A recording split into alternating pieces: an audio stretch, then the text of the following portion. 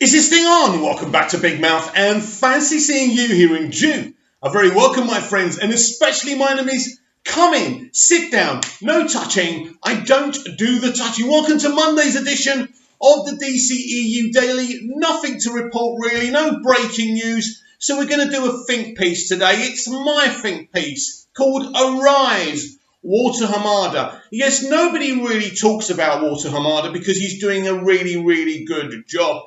Just imagine this guy came in after Justice League. Imagine, I want you to think about this, right? Imagine being Walter Hamada.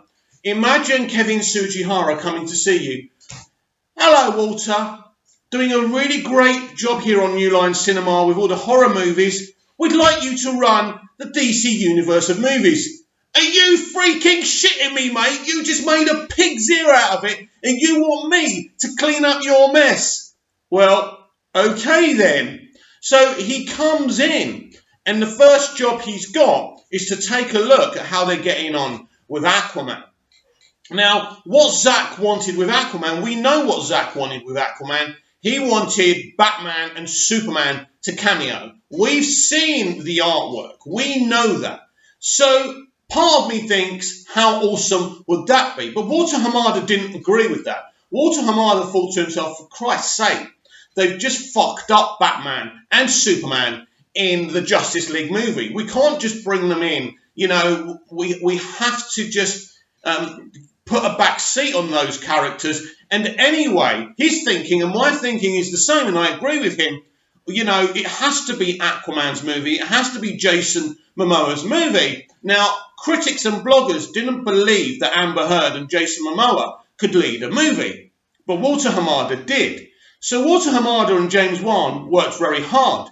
Now, obviously, a lot of the movie had already been shot, but what Walter Hamada wanted was James Wan to make his movie, because originally it wasn't really his movie. It was Zack running the franchise. Now, I love Zack Snyder, as you know, and I love BVS and I love MOS. I just feel, you know, origin movies should be centrally about the character leading the film. You know, we've seen it with the MCU. We've seen it with Holland's Spider-Man. So much Tony Stark and so much MCU, and it's not about Spider-Man. And, you know, Spider-Man is the greatest Marvel Comics character, and he doesn't get his own movie. So Walter Hamada really wanted Aquaman to be the central point of this movie, and he wanted Mira to be the central point. He wanted them to go off on this adventure together. I think it ended up being a really good film. Now, Collider and people like Collider, we know what Collider are and who they are. They believed that Aquaman was a mess. Now, I don't think that Aquaman was a mess. I thought Aquaman was a great movie. It was Star Wars underwater. That was what we were promised by James Wan. And that's exactly what we got. Now, Aquaman's really interesting because it comes after a disaster. There's no way in reality, after the mess that Justice League was, that film could have taken $1 billion and made more money globally than Justice League. That's amazing. And that's down to Walter Hamada saying to James Wan, I want your vision. I want you to put, you know, Aquaman and Jason front and center. Let Jason Momoa play Aquaman like Jason Momoa. Jason Momoa is a solid actor, but he's not Joaquin Phoenix. We know that. We know who Jason is. We know his strengths. He's a great lad. He's a very passionate lad. He's good at what he does. He's a bit like Arnie Schwarzenegger. He's at his best Arnie when he's being Arnie. And this is what Jason Momoa is. And this is why Aquaman worked. I think this is why Aquaman even worked in the Justice Cut. Because Aquaman was Jason Momoa. They didn't get him to act this, be an actor. Because he's not an actor. He can act, he's okay, but he's at his best when he's playing Jason Momoa. And I think this is why Aquaman works. So Walter had to come in and solidify the universe. So what they do is they mention Steppenwolf once, they mention Justice League once, and they quickly creep away from it, which was a very pivotal, a very important decision. They couldn't keep on mentioning Justice League, but they still wanted Aquaman to be a jumping off point from Justice League. And they did that really, really successfully. And now a lot of people said Walter Hamada had nothing to do with Aquaman, but he did. He saved the picture. I've said it before, and I'll say it again. Walter Hamada has proven in these past couple of years what an intelligent producer he is. I remember Jeff John saying in 2018, 2017, I'm trying to talk Walter into starting his own Twitter account. But obviously Walter Hamada doesn't want to do that. He hasn't spoken publicly. We've never heard Walter talk before. So that's really interesting. Peter Safran, his partner with the DC films now, does all the talking. He did all the talking for Shazam as well. So we move on to Shazam after Aquaman makes $1 billion and gets mostly solid reviews. A few people didn't like it, but I think mostly the reaction from the audience and the critics was a positive one, and that film ended really well. So we go on to Shazam. Now, Shazam was directed by David F. Sandberg. It was a really successful film. Now, this film was decided by Walter Hamada that this would target families. This would really target, I suppose, the MCU demographic. It's a very similar film to an MCU film with a difference. This film has a mixture of horror, comedy, and family themes. Now, a lot of Snyder acolytes don't like Shazam because of those very reasons. But I love it because of those very reasons, because the point is that the DC movie universe should be a mixed bag. It shouldn't just be dark and gritty. It shouldn't just be fun. It should be a bit of everything. And Shazam gives you a bit of everything. It's a family movie, ultimately, about the Shazam family. And a lot of people keep on criticising the box office. It is the lowest box office in DCEU history, as we've mentioned before, but the profit margin was astronomical. So when people tell you Shazam was a flop, that is a blatant lie. It was creatively, it was a successful film, and financially, they made a big profit on it. And if you look at the 400 million it made, it kind of made a lot more money as well. On digital sales, on DVDs and Blu-rays. It did very well. Shazam was a very successful film for its target audience, and that was families. It worked, and they're making a sequel. We got The Rock, and then in Shazam 3, The Rock and Shazam will go up against each other. It's a very, very entertaining film. If you're asking me if I prefer it to BVS or MOS, of course I don't. But it's a good film for that target audience. It worked. It did make a profit. Walter Hamada was pulling it off. So already the DCEU had Wonder Woman, Aquaman, and now Shazam. Successful movies with no controversy in them. So we always knew this year in 2019 that we were only going to get one DCEU film and the Black Label film, The Joker. Nobody really knew what this film was, but we did know with Joaquin Phoenix as the lead, this was going to be at least a very well-acted film, and this was the biggest opportunity to say to everyone, it's time to move on from Heath Ledger. Heath Ledger was an amazing Joker, but people had the school of thought that nobody could beat what he did. Joaquin Phoenix has done that. Again, Walter Hamada, Todd Phillips, this is Todd Phillips' baby, but without Walter Hamada green-lighting this and giving Todd Phillips the freedom to make the film that he wanted, we wouldn't be here with a film that's already in its fourth week made $855 million. There's some, financial experts saying this will cross $1 billion.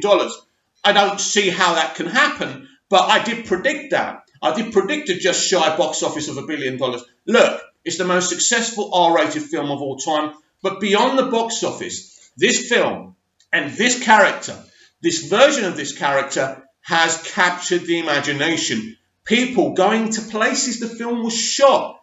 I've not seen that before. I've seen it before, but not too many years after a film's been released and stuff. This film is a modern day classic. This is one of the best films in decades, in generations. It stands out as an individual masterpiece. Now, I noticed a few people, certainly from the fandom menace, feel duped that they've supported this film. They think the controversy is fake, because they think it was reverse psychology, so people could go out and support this film. Because if someone tells you not to go and see something or not to do something, like children, you go and do the opposite. I don't think the outrage was fake. I think certain amounts of it might have been manipulated, but I think the feminists, the SJWs talking against this film were absolutely real. These people are that crazy, and I know it's hard to believe. The Joker movie is a very interesting moment in Hollywood history, where this is an era you would imagine that no one would get away with making such a kind of film like this. The violence, now there's not lots and lots of violence, but the violence is brutal, it is thought-provoking, but the themes and the commentary are more provocative, very provocative, because modern-day Hollywood don't like commentary like this. All they care about is racism, representation, gender equality. They think these are the most important themes and commentaries in film today. Now, I don't believe that films and TV should be telling us how to live our lives or how to behave. If a film can do something, can help society, why not? But I think they're too obsessed. You see, what's interesting about this industry is they keep on telling us to be better people via their work, via their art. But the problem is Hollywood is an industry so corrupt, so morally inept, they have no right to tell us to be better until they get their own house in order. Harvey Weinstein, the other sexual, harassment things that are going on in Hollywood, the ones they don't talk about, the sexual harassment that women are doing as well, that are covered up because there are women. So Hollywood is nowhere near the moral parapet to be telling us how to live. So I think if you're that morally corrupt, you should at least just make artwork that entertains people, that compels people, that takes us away from this dreary real world that's been created for us and that we carry on to live in. And growing up, that's what I had. Now, because there's been this kind of controversy about Scorsese and the MCU, we forget about the movies that we grew up with. Now, we grew up with a lot of good movies, compelling films, great films that modern day filmmakers couldn't even touch, couldn't get nearby. But let's not forget the Arnold Schwarzenegger era, the Jean-Claude Van Damme era. They were literally crap films. They're entertaining films. I loved them. I loved The Running Man. I loved Total Recall. But literally, if you're going to have a go at the MCU, you've really got to have a go at the bodybuilder era in Hollywood as well, because these are people who couldn't act their way out of a paper bag, but they were making a hell of a lot of money. All era of music and film and art has these things. So we can't stand here and say, oh, the MCU. Now, the MCU does a certain thing. It's a bunch of films you go and see, you forget about them, and it's on to the next one. So back to Walter Hamada and the job that he's done. As I say, quite frankly, it's an amazing job. It's an amazing job because he came in originally to clean up a mess. Now, we have to look forward to the DC films now and think about what Walter Hamada's role will be going forward. We know that J.J. Abrams will be very much involved in Warner Brothers now. They have invested a hell of a lot of money in Bad Robot.